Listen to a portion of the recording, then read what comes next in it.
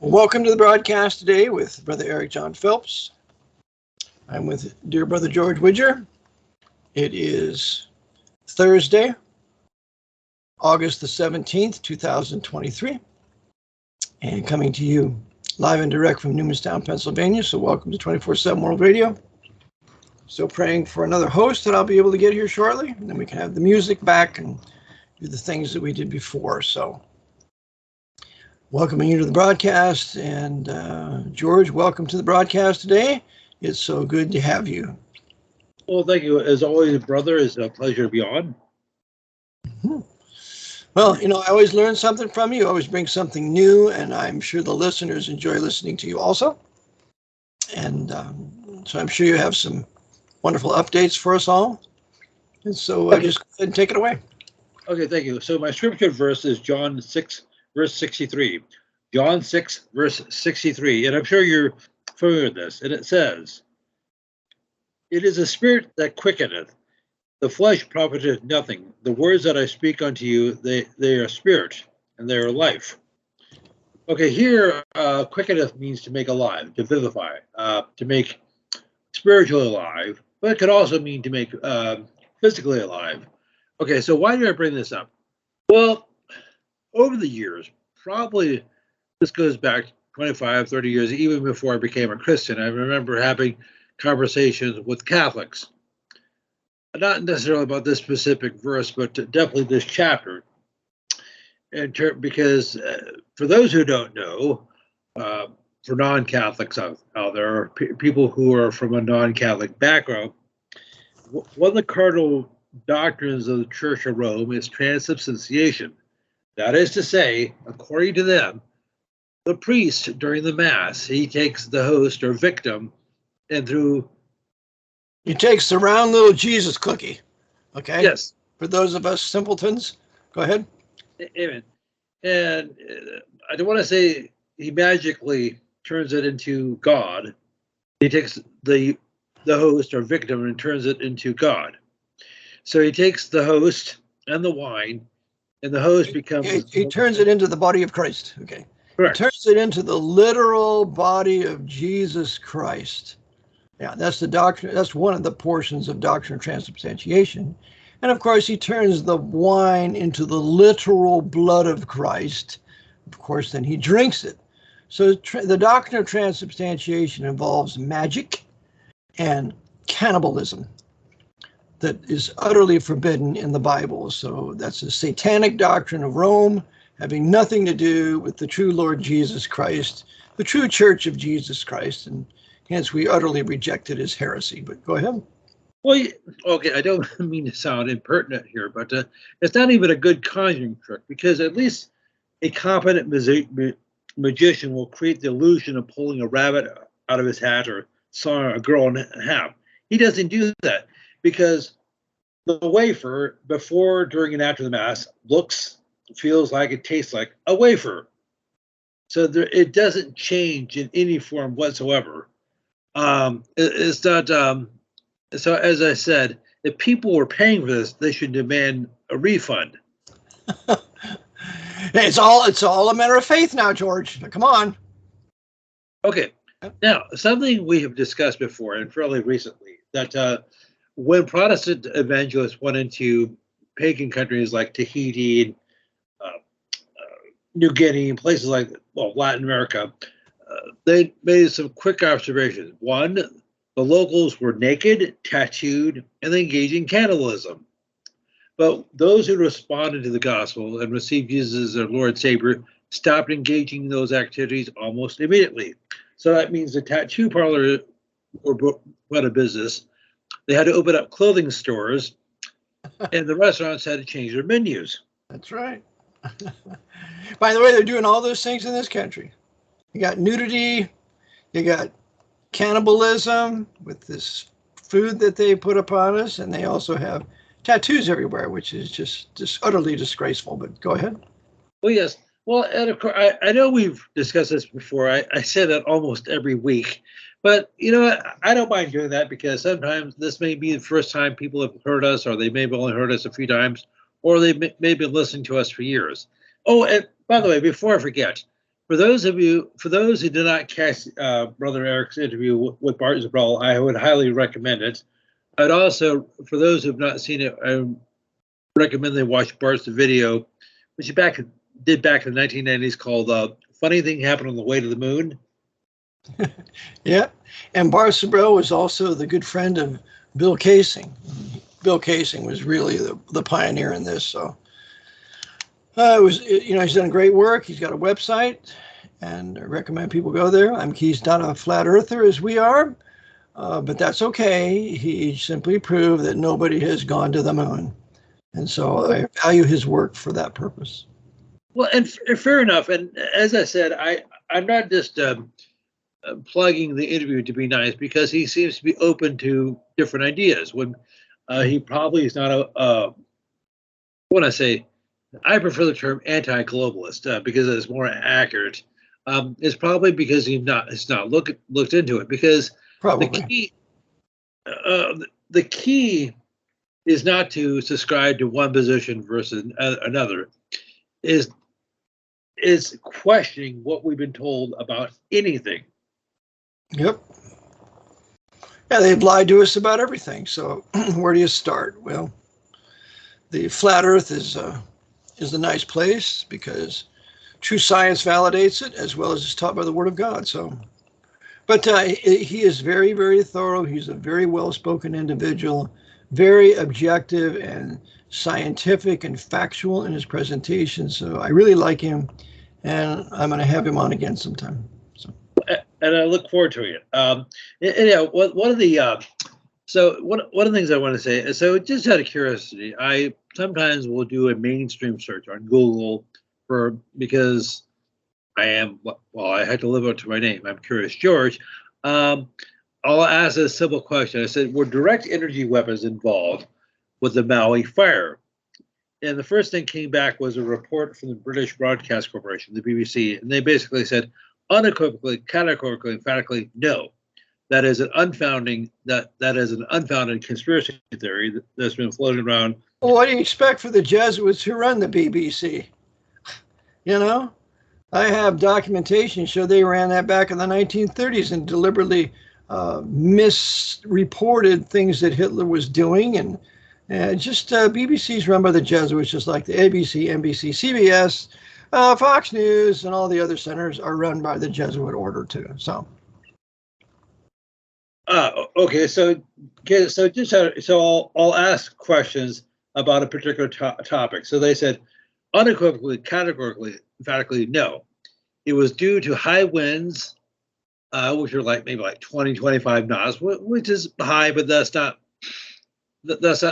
hurricane force. And it also had to do with a probable power line that went down. So, oh, that's cute. That's real cute. A probable power line. Mm-hmm.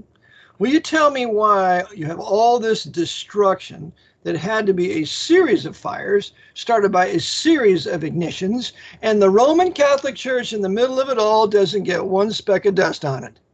Didn't burn down. I wonder why. That's another coincidence. Oh, yes. Go ahead. Okay, so funny. All right, so it's one thing to, as I said, you rant, Brother Eric, you rant, and I bloviate. But however, I need to provide some receipts.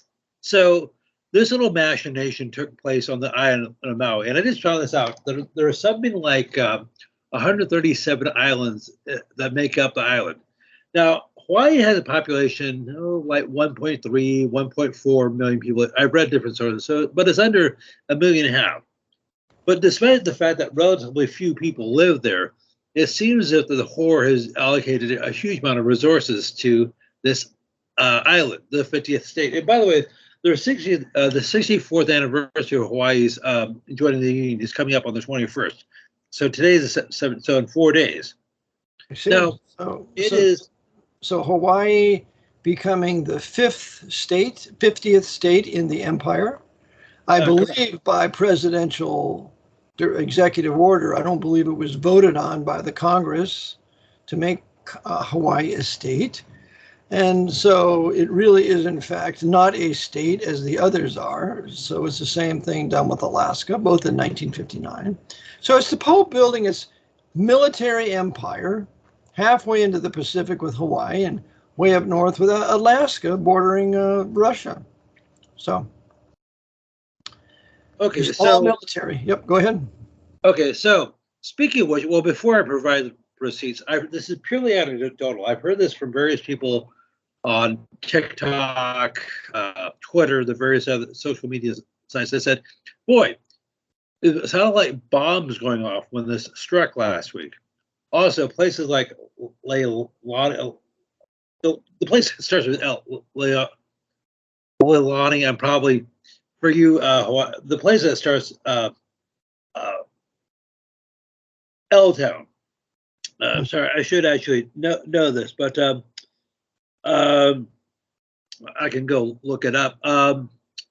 But people said it looks like a war zone.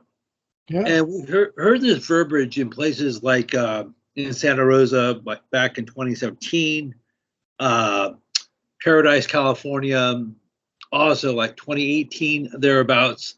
So when people say these places look like war zones, it could have something to do with the fact that they are war zones.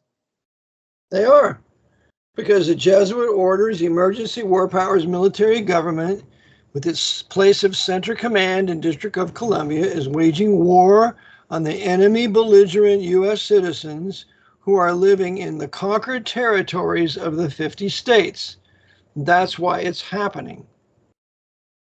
Okay, so listen, and by the way, and when I know we mentioned HARP the last time we were on, which is High Altitude Auroral Research Program, is based out of Alaska, University of Alaska, Fairbanks.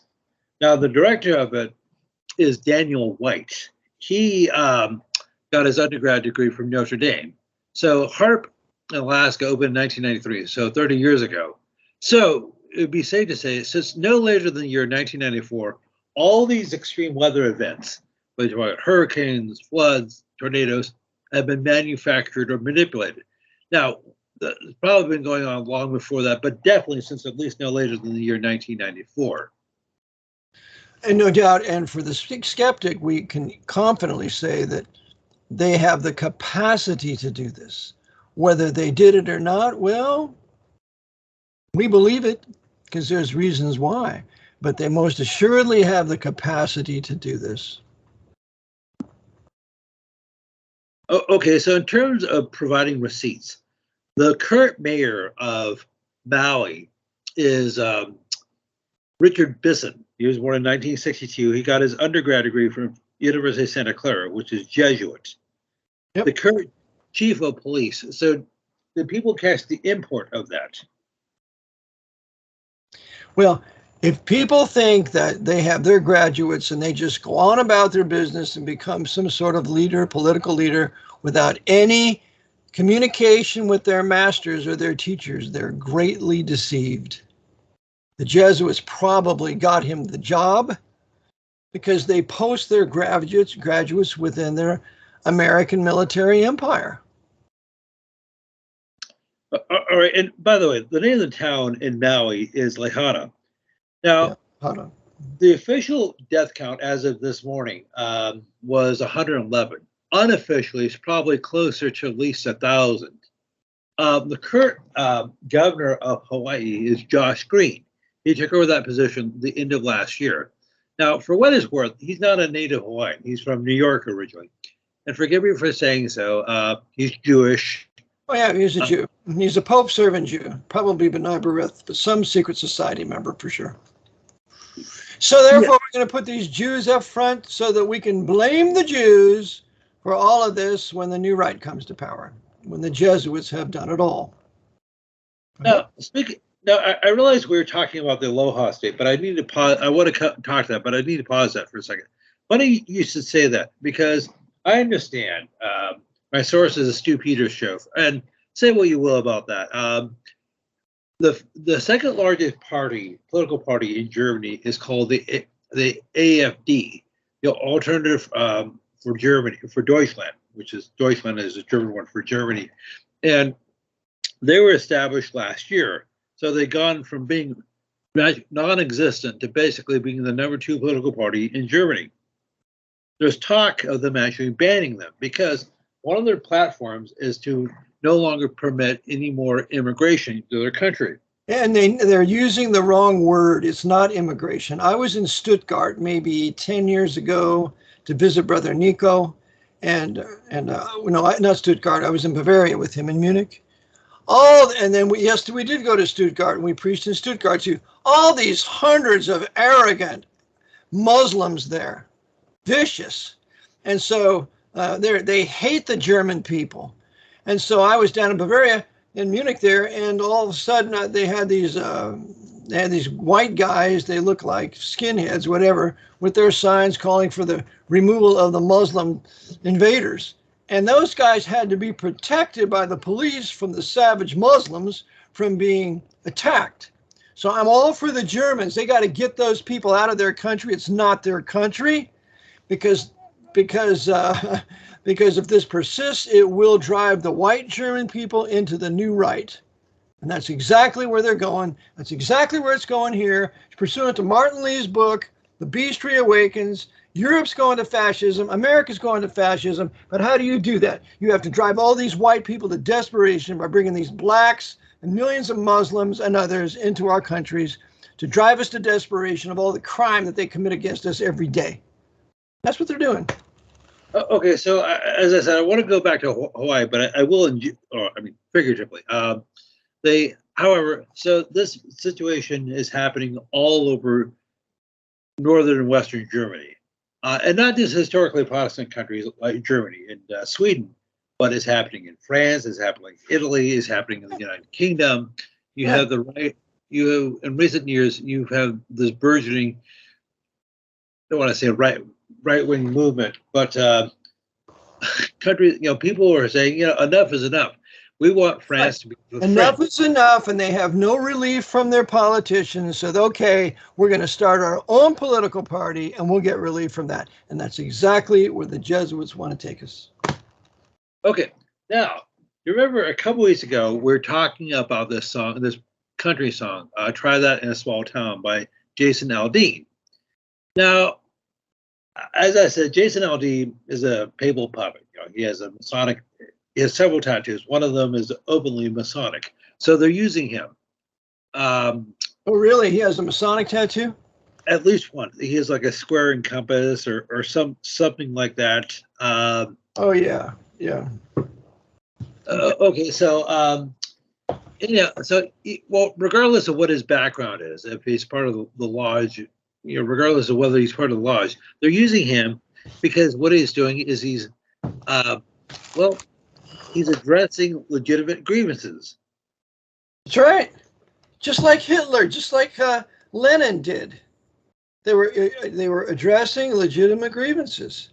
But little did the people know what they were going to get when that monster of the order comes to power. It all starts with legitimate grievances. Okay, so now that song, "Try That in a Small Town" by Jason Aldean came out in May of last year, so it's been out for a while. Now, more recently, this month, there is a song that's in a similar vein called "Rich Men North of Richmond," talking about the capital of Virginia, by what's his Anthony? What's his? I should know this. His last name is Anthony. Sorry, I should be better prepared. Yes, you should. You're going to get a demeanor for that, George. Oh, okay. You're going to have a demerit for that. Shame on George.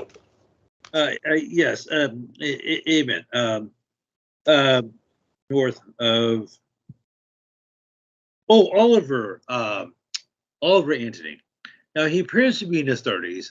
He's from Virginia originally. He spent some time in North Carolina. I guess he got injured, and he was working in a factory, but the factory closed down a few years ago.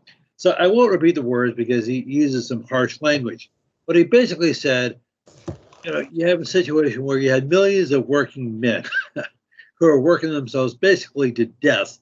For millions of white men working themselves to death. That's right. While the government's subsidizing all the Arabs and the blacks and everybody else they're bringing in there for the ruination of their country to drive these white men to absolute rage and desperation. That's game. Okay, so I couldn't find anything on his background, whether he's a Freemason or anything like that, but he doesn't necessarily have to be one. No. So, but he said the U.S. dollar is worthless. You know, it has been for a long time. It's only become, okay, this is something I heard that back in 2013, a decade ago, the U.S. dollar only had 3% of its purchasing power as it did in 1913, 100 years earlier. So what happened in 1913? Well, we got the Pope's Federal Reserve Bank on December 23rd, 1913, thanks to the apostate Protestant Southern Presbyterian named Woodrow Wilson. And that was put in place, but it was put in place in preparation for March 9th, 1933. Because in 1935, the Federal Reserve would be giving all power in banking with the Banking Act, and the Federal Reserve would be headed by a Mormon Freemason, Mariner Eccles, for 14 years from 1935 to 1949. And so he would be working with A.P. Giannini of Bank of America, who was a Knight of Malta, Italian Knight of Malta, and together they would have a wonderful time financing and conducting their commercial World War II for America, making a fortune and killing white Anglo-Saxon Protestants and Baptists in two foreign fields. Okay, and as I said before, I mentioned this a few years ago, but you may have forgotten. It was Bank of America that financed Walt Disney, Snow White and Seven Dwarfs back in 1937. I wasn't going to bring this up because it doesn't seem to be material to anything I had to cover. So for what it's worth, this is important, George, because this further proves that Jesuits controlled Disney at the time, that Walt Disney was nothing more than another Jesuit coadjutor, and that he had a horrible, terrible, evil, immoral life, as set forth in Kathy O'Brien's great work, Transformation of America. Go ahead. Okay, so among other things, Disney was Jacques de Molay. Yes, he was. So he was, at least, I've heard he was at least a 33rd degree Freemason, may have been higher. But as I said, it was Bank of America that financed Snow White and the Seven Dwarfs in 1937. Now, at the time, it was the most expensive movie made. And it's hard to appreciate these numbers. It was $4 million for a cartoon. Now, I guess Disney had approached other banks and they said, no, we're not going to give you that kind of money to bankroll a cartoon because this is tangential. Now, cartoons have been around since at least the 1920s. They're short animations. They're usually maybe like 5 or 10 minutes long, and they're usually fillers between the feature presentation, and they're geared towards children. Now, The rationale was that 1937, people weren't going to shell out 25 cents to watch a cartoon for 3 hours. That's right. And there were many Protestants and Baptists at that time with powerful preachers that all preached against the picture shows. Not going there, not spending your money, not wasting your time there, which is rightfully so, because they didn't know they were going to be brainwashed and ultimately Catholicized through the Jesuit order's creation of movies, because they're the master movie creators and makers. Okay, so that's an interesting. Well, thank you for giving me my segue, because something I wanted to talk about is one of the oldest studios in Hollywood, Paramount, which was established in 1916, so 107 years ago, over a century ago. Now, we're talking about the leadership right now, but it's still basically the same all throughout its history. Now, well, no, in the 30s, Joe Kennedy became a controller of Paramount. And when the Jesuits were consolidating power in banking and politics and the law, they also were, and the mafia, they were consolidating power in Hollywood. And all those Jewish playwrights were subject to Joe Kennedy, and they were also told not to make any movies against Hitler. And what's his name? Rabbi Marvi Antelman talks about this in his two great works, To Eliminate the Opiate. So Joe Kennedy, overseeing Hollywood and aided probably certain Jesuits by Daniel Lord, did not allow them to make anything against Hitler until afterward, Why We Fight with Frank Capra, but not during the 30s. Okay, so who is running Paramount right now in 2023? Well, one of the members is Dan Cohen. Oh, we have a Jew running Paramount. Well, that's proof the Jews run Hollywood, right? Well, there are a few more names on the list.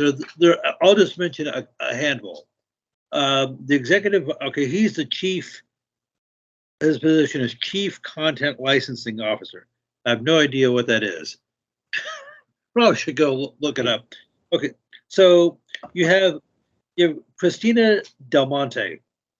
She's the Executive Vice President, General Counsel, and Secretary. She got her law degree from Georgetown University. Mm-hmm. Yep. Okay, if I could just mention a couple more. Of course. You have Dan Cohen, you have Christina Del Monte, who got a law degree from Georgetown. You have Catherine Gilchrist. She got her undergrad degree from Manhattan College, which is a Catholic school in New York City. Okay. You have John Halley, who got his undergrad degree from Santa Clara University. What's that? Jesuit. Thank you.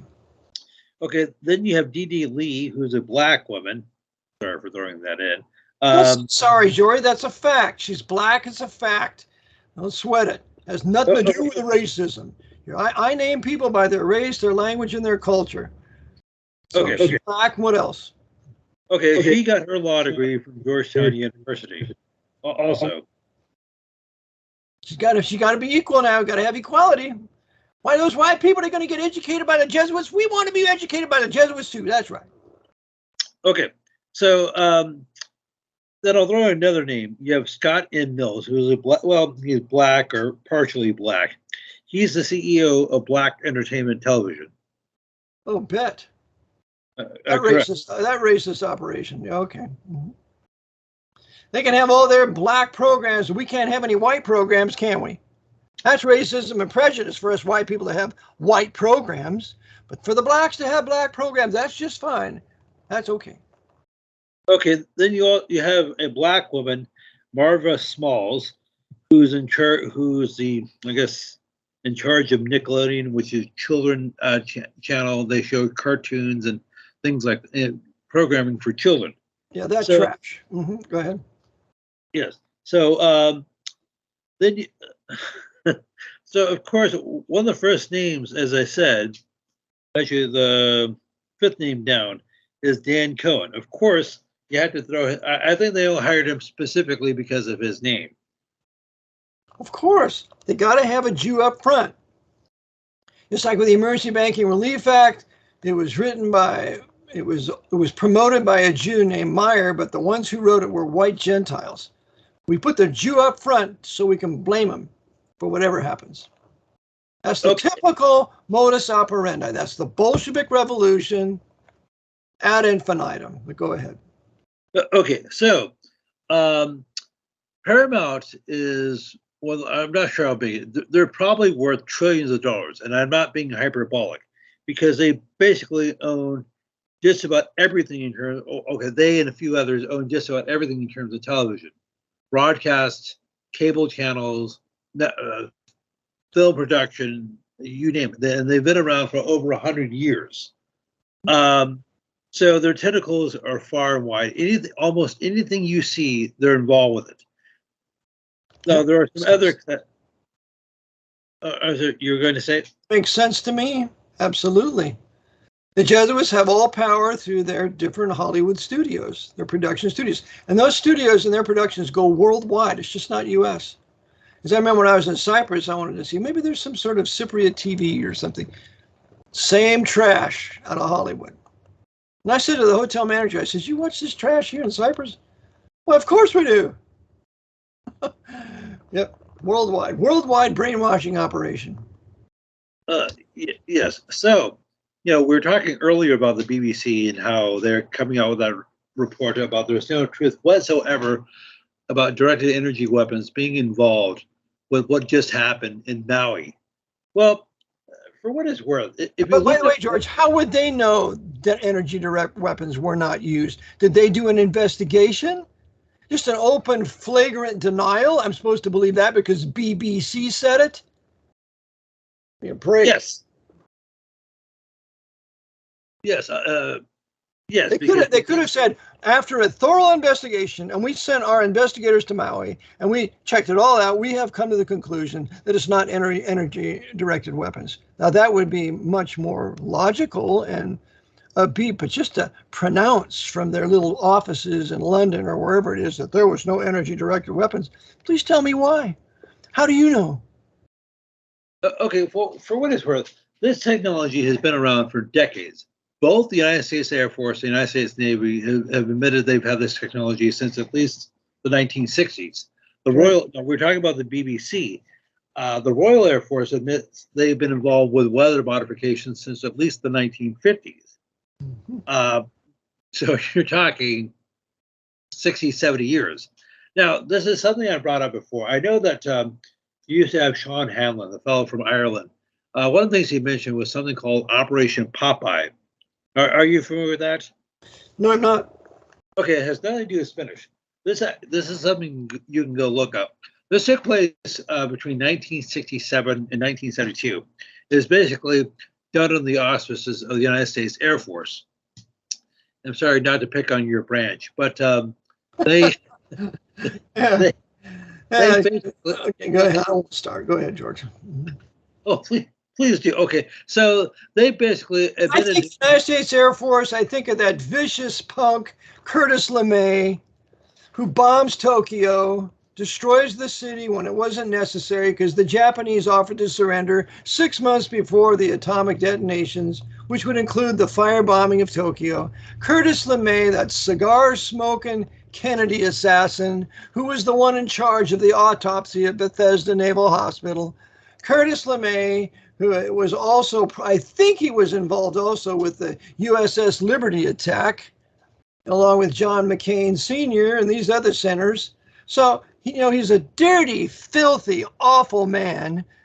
I believe the first head of the Army Air Force. And he's also the head of SAC, Strategic Air Command. And we're going to promote the lie of mutual airborne nuclear war, which is impossible and can't happen.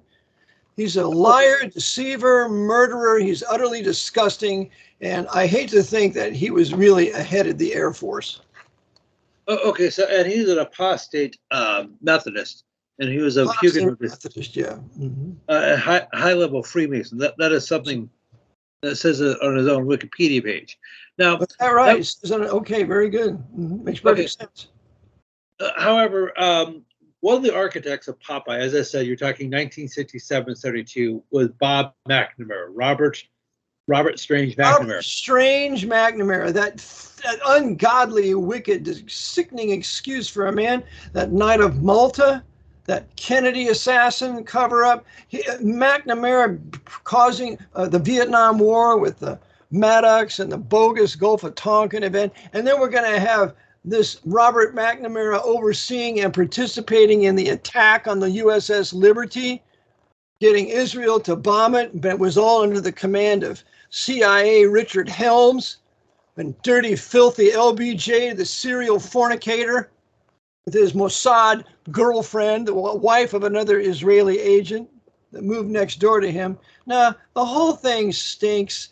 Filthy Robert McNamara is a mass murderer and ought to go down in history as such. And I would hope some of the Liberty guys that might be still alive would realize the whole thing was overseen by Francis Cardinal Spellman using the same wrecking crew that they killed Kennedy with. Okay, so McNamara, so just as a quick reminder, in addition to being a Knight of St. John of Jerusalem, he was also a member of the Golden Bear out of Berkeley. So he was a high-level Freemason, and he was the Minister of Peace, or what do they call? Secretary of Defense under. Yeah, Secretary of Defense. McNamara is the one who gives the order to call back the jets who were on their way to save the USS Liberty to see what had happened. It's McNamara that gave that order, and the admiral said, I'm invoking my power not to obey that order. And McNamara hands the phone to LBJ, and LBJ says, you're going to put that GD ship at the bottom of the ocean. So McNamara and Lyndon Baines Johnson are two of the most despicable, evil, wicked criminals that killed many American servicemen. Okay, so getting back to Popeye, so what exact Operation Popeye? And I jokingly say it had nothing to do with spinach. Well, this took place. Oh, okay, I know the name may sound funny, but it was not humorous.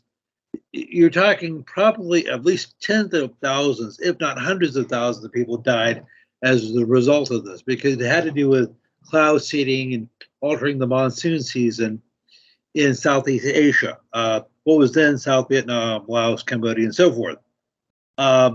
So they wanted to make life more difficult for the Viet Cong and the North Vietnamese army. That was the upshot of it. So that was one of the first documented cases, at least in the United States, of weather modification. So you're talking that was over half a century ago. So what just happened in Hawaii, what just happened to say last several years in California, places like Paradise, is nothing new. And as I said, both the Air Force and the Navy have admitted to doing this, being involved with this technology, with either lasers or radio frequencies. Now, if I could address the whole subject of frequencies, this is something that goes back to at least the 1930s. People have been studying what frequencies do to the body. What they do to the mood, your mood. They can make you sad, so sad you want to cry. They can make you happy, you want to laugh. Also, they may want you to rage, kill people with your bare hands. And this is something the Jesuits, through their various proxies like the CIA or MI6 or whomever, have been experimenting with for decades, generations. Yep. KGB. That's right. All working together, KGB, CIA, MI5, MI6, FBI, Mossad, all working together. A wonderful symphony for the Black Pope. Okay, so this is why, this is something we've discussed before. Now, you're a little bit older than I am, so you remember when... now, George, don't tell all my secrets. Okay, so you remember the Rolling Stones back when they were popular, the height of their popularity. Of course I do. Okay. I was dancing their music and my paganism, sure. Mm-hmm. Okay, so probably one of arguably their biggest song was the 1965 Satisfaction. It starts out. Of course. Dun, dun, dun, I used to play it in a band, George. That's right. Okay, so even though that came out almost 6 years ago, it's as if it came out yesterday. It has a completely visceral, hypnotic effect on you, and the Jesuits know this. That's right. So they know how to set the mood. So, for example, this actually happens in other countries, but I know this happens in America. I'm not going to get into the whole debate as to whether people should observe Christmas or any other pagan holidays, but it's different here in the United States, like right after. Now, our Thanksgiving is the fourth Thursday of November.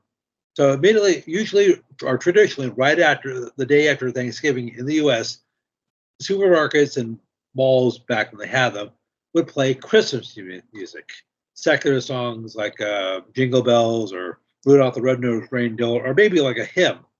So they realized they did that because that puts people in the so-called Christmas spirit, not to worship Jesus or to commemorate the alleged birth of Jesus, but that means people will want to buy things. Yes, and go into lots of debt that they can't repay for over a year or so. Mm-hmm, sure. Okay, so this is, that's just one sample. I remember this, from my own life going back to the 1970s. So they know this, that, that's just one example. So the Jesuits are master psychologists. They're master sociologists. They know, what do you mean the you don't know? authors of psychology, George, they founded it. Because it founded it primarily for white Protestant nations who didn't have the confessional. So how do you get people to confess? Well, we'll put it under the guise of psychology and psychiatry, and you can confess to them, and we'll make sure we have plenty of Jesuits in that operation so we can report to our superiors. And forgive me for saying this. I know this means some people might say I need to come up with some fresh material. I apologize. They had to use Jewish frontmen to make it, well, to give them plausible deniability, like Freud. You know, we ought to do a broadcast on Jewish frontmen for the Jesuits and just go one after another after another. We'd have to cut the broadcast short to an hour because it'd go on for 10 hours. But I think we ought to do that because they're blaming the Jews for everything now. We got more and more anti-Jewish fury. And so I think it would be important that we show the power of the Jesuit order and their use of their Jewish surrogates so that it furthers their program, but the Jews can then be blamed and justified the mass murder of Jews in North America. Okay, so we're just talking about the leadership of Paramount. And one of the members of the board of directors is Dan Cohen. Most people have probably never heard of him, but they just do a cursory look. They say, oh, Dan Cohen. Yeah, I wonder what his background is. Don't have a clue. So anyhow, so, and of course, you know, they're doing this right now. There's a movie that's supposed to be coming out on Netflix. I wasn't going to talk about this. It's called Maestro. It's about the story of Leonard Bernstein. Have you heard of this film? I haven't heard of it, no. Okay, so he was a foremost Jew in the symphony and so on, composing all these pieces. What, for the 40s, 50s? Okay, so Leonard Bernstein, just to give you background, he lived from the 25th of August, 1918, died on October the 14th, 1990. Boy, he was only 72 years old when he died. He was a heavy smoker. Well, that'll do it. Well, okay, so you may be wondering, he's probably best known for his works from the 1950s. He wasn't really known as a scoring music for films, but he did a few. He did West Side Story, On the Waterfront, and he did all Catholic movies. West Side Story is Catholic. On the Waterfront is Catholic with Catholic Marlon Brando. Yep. West Side Story. I just met a girl named Maria. All Catholic. Yeah, and I think she was Hispanic too. Hispanic Roman Catholic. There we go. I believe Puerto Rican, if I'm not mistaken. I'm sure I'm going to get. That's Hispanic. That's Puerto Rican. Yep. Yes, I'm sure I'm going to get an angry email from one of your listeners saying, no, she is this ethnic group. Okay. Now, so why do I bring up Leonard Bernstein? He was married to a woman. He had 3 children, but how should I say this? He batted from both sides of the plate. I'll just leave it at that. Oh, he was a bisexual, homosexual? Yes. A lot of those composers are, yeah. Mm-hmm. Okay, so that's just wonderful. We can all want to be like him and emulate him and listen to his music. And like I told you just recently, the writer of that America, God Shed His Grace on Thee, was a lesbian sodomite, and that's why I refuse to sing that song anymore. I'm done with it. Oh, okay. I'll have to look into. So who was his wife? Yeah. So who was Mrs. Leonard Bernstein? Her name was Felicia Montegray Bernstein. She was born in, she was Costa Rican and Chilean. Now she was Roman Catholic. He's got a Roman Catholic Hispanic wife. Okay. Yeah. Okay. Okay. But it's interesting. Her father was a converso. He grew up Jewish, but he became Catholic. See. Well, that's what many of the Jews do because they realize the Catholic Church has all the money. And so most of these Jews worship money. They're going to become Catholic and work for the Catholic Church and all the Catholic producers and the Catholic men of power. Sure. That's why Bernard Baruch, the Jew on Wall Street, worked for the Irish Roman Catholic powerful man on Wall Street named Thomas Fortune Ryan. Thomas Fortune Ryan was one of the very most powerful men on Wall Street in the early 1900s, and his lieutenant was Bernard Baruch. But all the Jew bashers say, look at Baruch, look, Martin, he had all that power, Bernard Baruch. Yeah, because of Thomas Fortune Ryan. Look up Thomas Fortune Ryan. And the guy who wrote about him, his name was Thomas J. Watson, the sage of Hickory Hill in Georgia. That's where I first found out about Thomas Fortune Ryan, from the works of that great writer, that U.S. senator out of Georgia, the sage of Hickory Hill. But go ahead. Okay, so was that Larry McDonald? Oh, no. This is in the early. This is the teens, the 19 teens. Okay, so was it McFadden? No, McFadden's in the 1930s. This guy is known as the Sage of Hickory Hill. His name is Thomas J. Watson. And he wrote all sorts of things against the priests, the papacy, their power. Yep. And he was the one who informed me of Thomas Fortune Ryan, who was one of the very wealthiest men on Wall Street. Okay, so here's a little factoid about Leonard Bernstein. In 1971, he wrote something called The Mass. Okay, so why? Well, he was probably writing it for his Roman Catholic wife. Well, actually, it was dedicated. It was written allegedly at the behest of Jacqueline Kennedy, the widow of Jack Kennedy. Oh.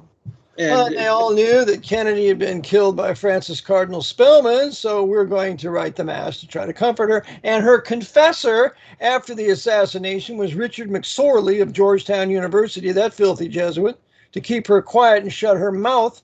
So I'm sure Jackie and maybe Leonard Bernstein said, yeah, they killed John. You all know it, but we can't talk about it, otherwise they'll kill us.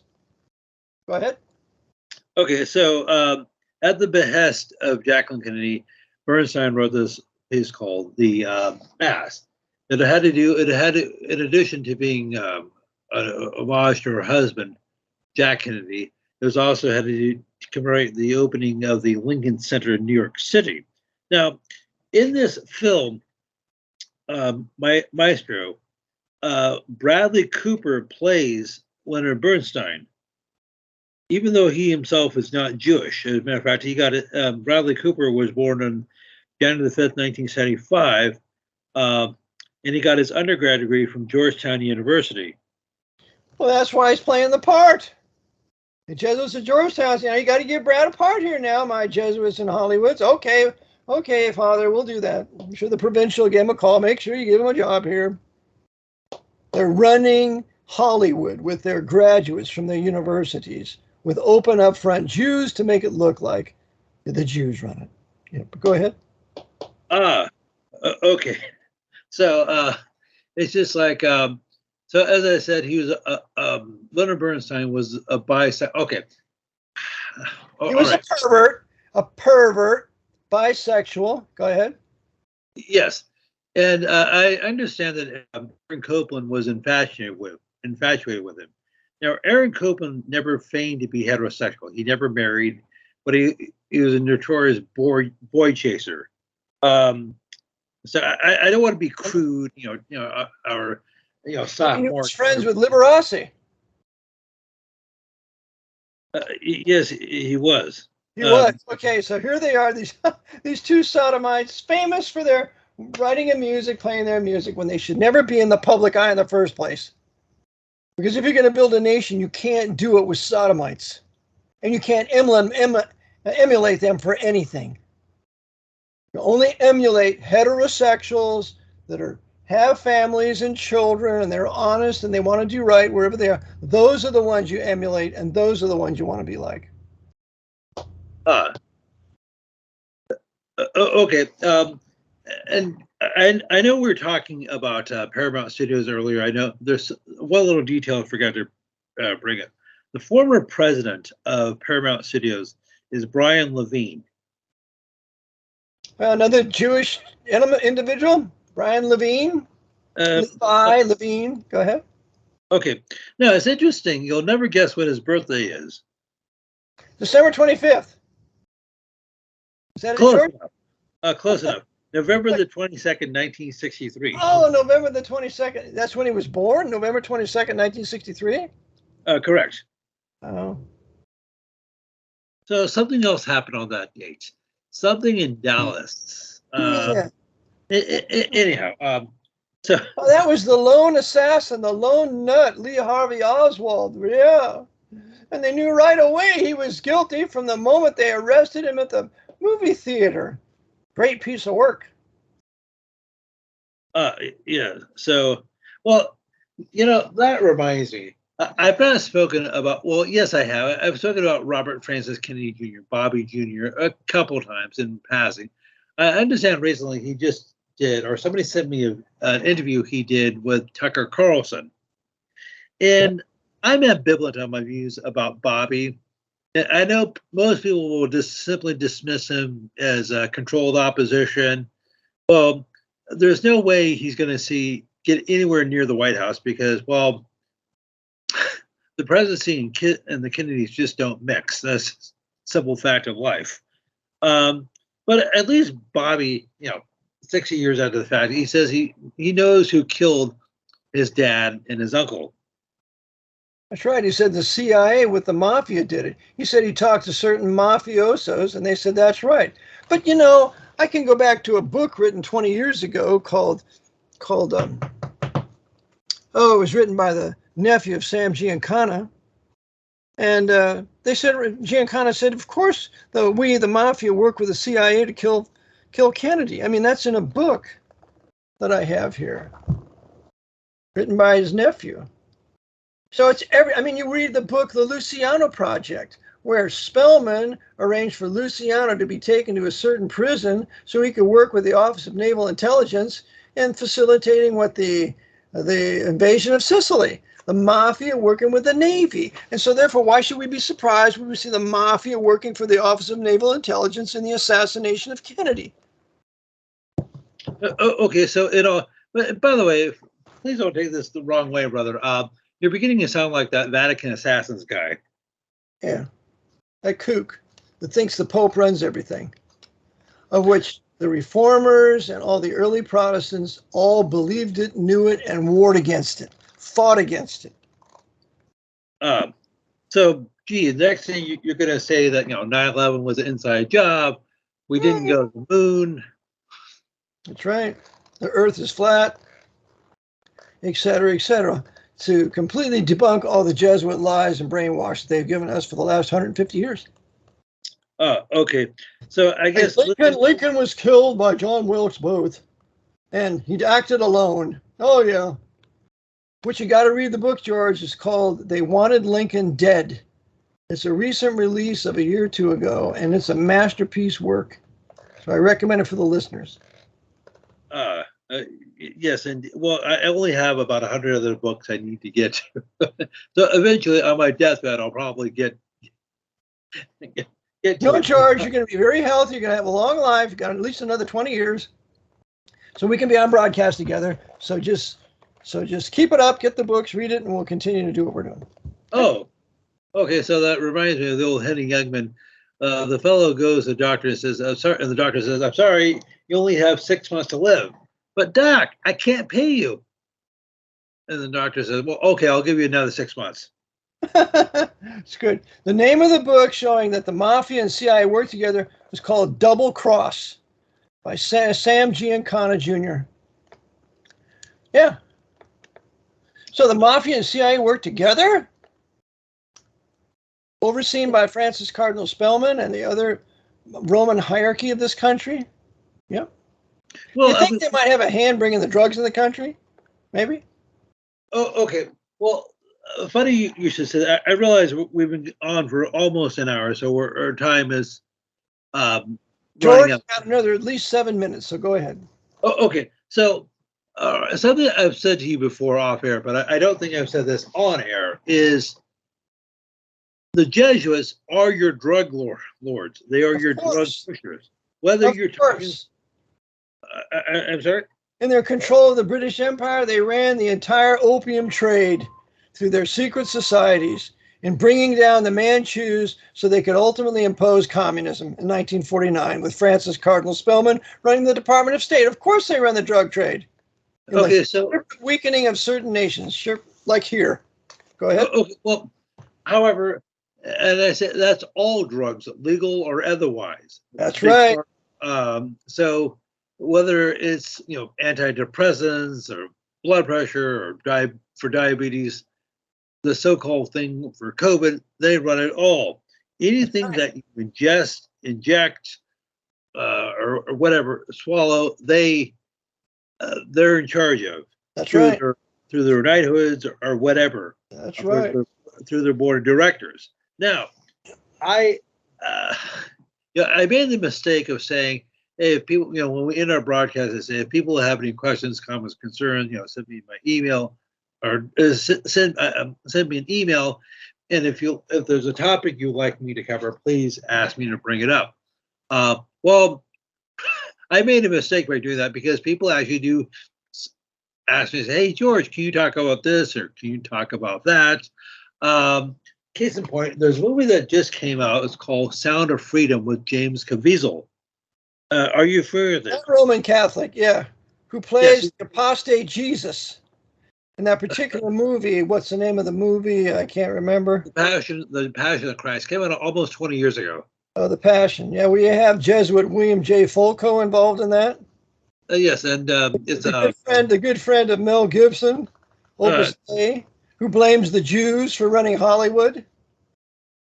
Yep. Okay. Yes, that very fun. Well, anyhow, he plays a Mormon, Tim Ballard, who used to work for the Office of Homeland Security, and he's like the white knight who travels throughout Latin America to rescue children who have been kidnapped.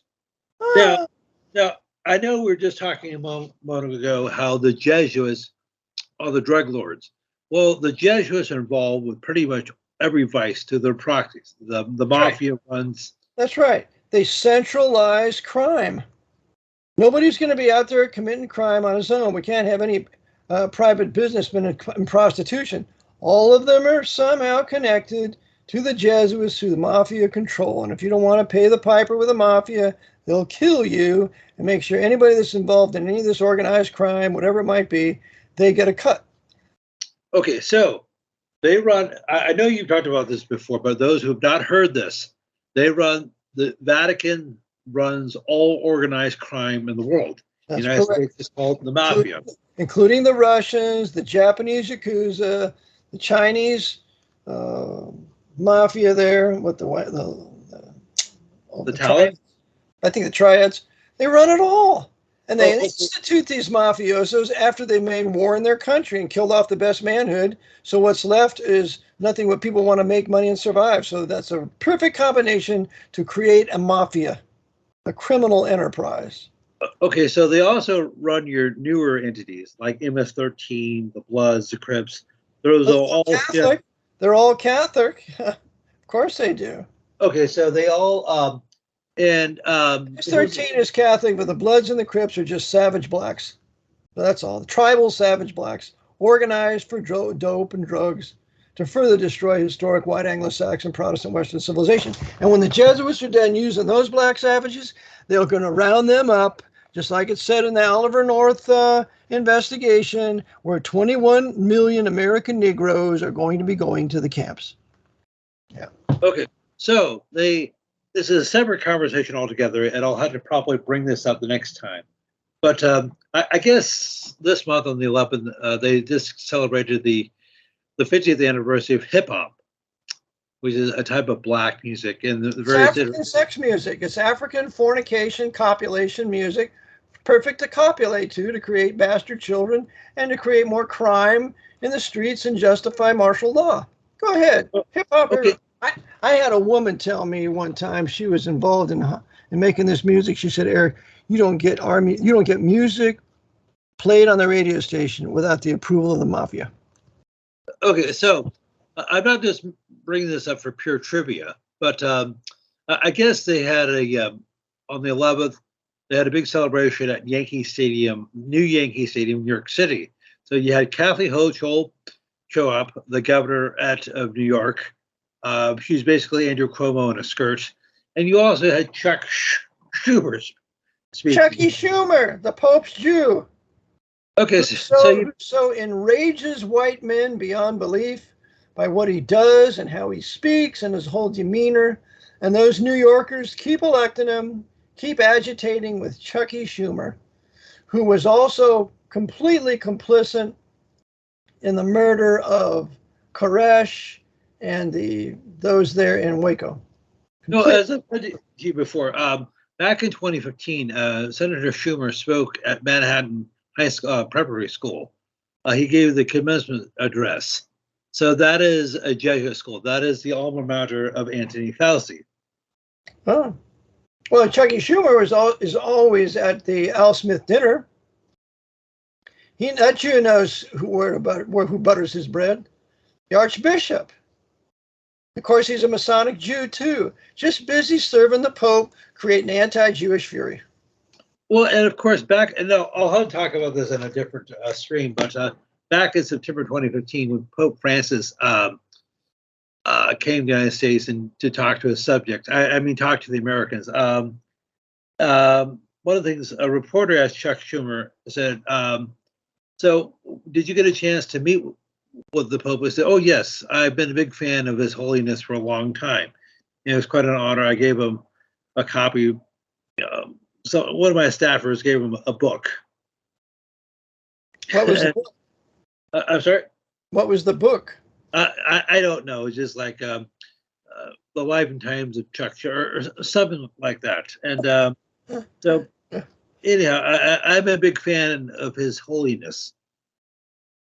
Of His Holiness, which Jesuit papacy killed over 6 million of my people during the Second 30 Years' War. But I just love that Pius XII, and I just love the SS, and I just love the Russian NKVD that helped in the Eurasian Jewish Holocaust. I just love those people, and I just love the Pope. Just like Golda Meir wanted to see Pope Pius XII, deified or glorified, or whatever they call it.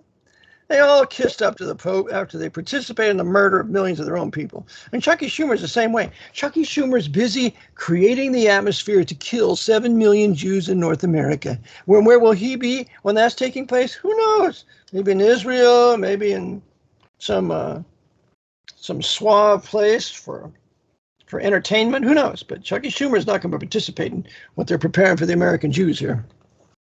Okay, so I take it you're not a big fan of Chuck Schumer. Can't stand him. He's a wicked sinner. Okay. He needs to be tried for high treason and put to death. That's Chucky Schumer in my book. Okay, and if you knew me better, you'd tell me how you really felt. That's right. So, anyhow, a quick question for you. Now, I realize things are not organic when it comes to, say, popular culture. There are numerous examples, like I mentioned. I've just said that song by Jason Aldean came out earlier this year called, Try That in a Small Town. Then you also have that Anthony song, Oliver Anthony song, Richmond, North of Richmond. What these singers are saying is true for the most part. I would agree with them. You would probably agree with them, as would most of our listeners. However, the problem is... But what I find so repulsive is they're so stupid. And they don't take any time to find out why is it the way it is. We're just going to cry and write songs about it. It's really bad. It's really bad. Okay. These people don't deserve free government. You deserve your dictator. So this is something they've been doing, the Jesuits have been doing for a long time. What they'll do is they'll take a movie, a book, a song, and popularize it, and where it talks about things, this media platform will say things that are correct, but what it does is only describe symptoms. It doesn't get to the root cause.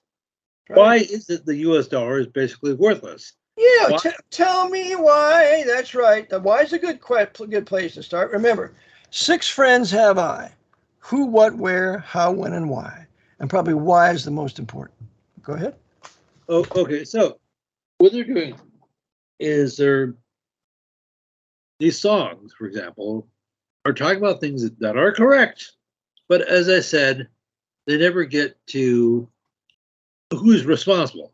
So, for a long time... So we'll blame the rich men. So we'll blame rich men north of Richmond. Stupid fools. Don't you think there are some rich men who can't stand this? Don't you think there's some rich men that would like to do something about it? So we're going to blame all rich men in general in the South? Okay, well, speaking of wait, funny you should say that because I've not studied this, but this is something that's been going on, at least in the United States, for decades. Because I think there's an old Charlie Daniels song called "The South is Going to Rise Again." It goes back to at least the 1980s, which, if you think about it, is silly. So, is he advocating another war between the states? Yeah, that's what he's doing. Okay. Instead of the states, the southern states saying, you know, we've had enough of the District of Columbia ruled by the Pope through his commander-in-chief, whether the commander-in-chief be Republican or Democrat, what we're going to do is we're going to declare our independence. That's the only recourse that you have.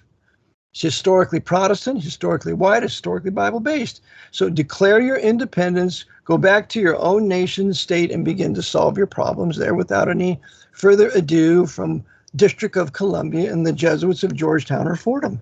Go ahead. Okay, so, but, well, this is something I'll have to pick up probably over the next several streams. But something I'd like to do or is discuss is the weaponization of popular music. It doesn't necessarily matter what genre it is, whether you're talking rock and roll, country, hip hop, rap, and how the Jesuits have used these for good or bad. That's right, and it's all Africanization now. They have the culture. This is an African culture now, and if you're white, you got a problem. So, again, that's what they've done with the music industry, the beating of the drums. The drum set was invented in America so we can call the devils, call the demons when we start beating the drums and crashing the cymbals. So I maintain that it's time for a Declaration of Independence. So, George, why don't we go ahead and end it up here now? Please give your contact information and any last words. Okay, so I just want to make one last point before I give my contact information. Okay. I've said this before, but one of the things, there's a quote, probably taking it out of context, by Johann Sebastian Bach, which was said this in German. He said, just as the chief end of man, quote, just as the chief end of man is to glorify God and enjoy him forever, the chief end of music is to glorify God and to enjoy him forever, close quote. So in other words, you have two options. Music either glorifies God or glorifies man and vicariously the devil. That's right. Not all secular music is wicked. Some is beautiful. That's true. Some is very beautiful. Yep. However, anything for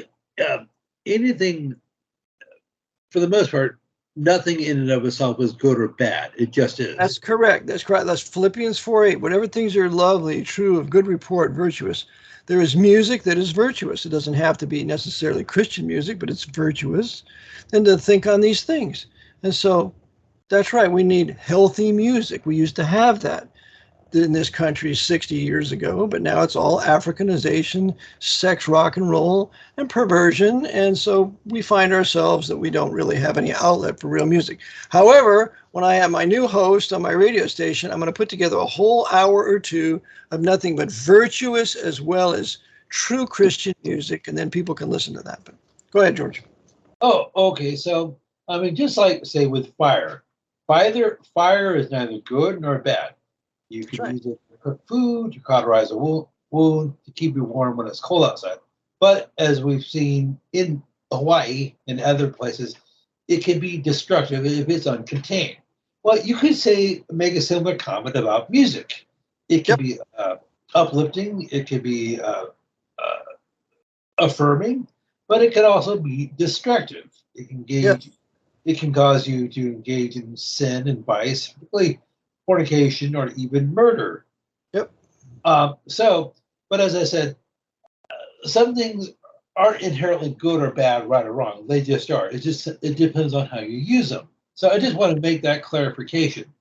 Okay. And so anyhow, we'll have to pick this up soon, perhaps next week. So if people have any questions, comments, or concerns, I know I got a question last week about the know-nothings, but I didn't address that. The nativist movement in the 19th century in the U.S. And yes, I do want to deal with that. Okay. I'd have been a know-nothing. Absolutely. The know-nothings were great. They were against the Roman Catholic invasion of this country. Unfortunately, they were Masonic and brought to nothing. Because you can't resist the devil's iniquity with the devil's means. But anyway, we'll deal with the know-nothings another time. So, George, thank you for being with me, and please give your contact info. Okay, people, send me an email, please, if you would, at George Widger 1969. I'm sorry, GEORWDGER 1969 at gmail.com. People have any questions, comments, concerns, critiques. If there's a topic you'd like me to cover or go over again, please let me know. And I guess we'll be together soon, brother. Okay, George, again, thanks for joining us today with the broadcast. I trust the listeners enjoyed it. I trust that there were certain pieces of information that were very helpful to you today. Dear listener, and appreciate your prayers that I can get a new host and for the radio station so we can get back to how we had it and get some of my other broadcasters on. So I have a book, Vatican Assassins. Go to my website, vaticanassassins.org. You can purchase the ebook there. And I have other things for your edification. I have the radio broadcast for over the years. I offer that also, 24/7 World Radio. So appreciate you listening. May the Lord bless you as you do his will according to his word, the AV 1611 Reformation Bible. And until the next time George and I meet, Maranatha, the Lord is coming.